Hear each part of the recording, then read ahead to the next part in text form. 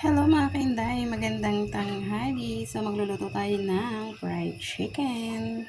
Siyempre, hinugasan na natin yan at ilalaga muna natin to mga kainday para pati yung loob luto. Yan. Then after nyan, lalagyan natin siya ng seasoning para mas masarap siya. So ayan na. Lagyan pa rin natin yan ng paminta.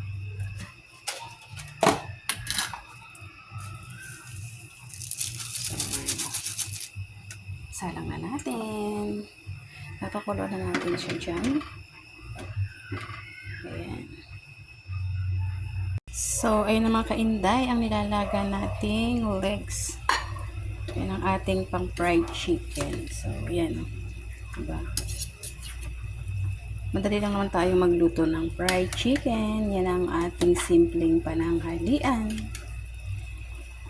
Busog na tayo dyan mga kainday. It's so yummy na. Papalit natin yan, lalaga muna natin.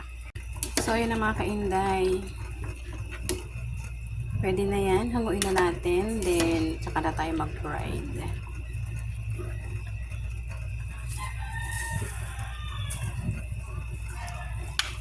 Pa-fried natin to sa mahinang apoy. Then, siyempre, lalagyan natin ito ng ating breading mix. Ayun na mga kainday, binalot na natin siya sa ano ba tawag yan? Marinate na, ilagay na natin siya ng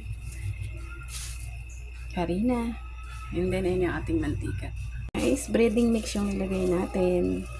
And then, ilagay na natin sa ating mantika.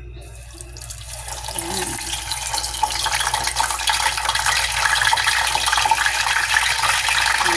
Ilagay mo.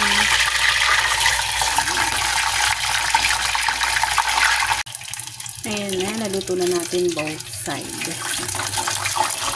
Ilagay natin crispy ng konti. Ayan ang ating fried chicken, my own version. So, ayan na, other batch. Sa-fried natin yan yung ating pangalawang pagluto.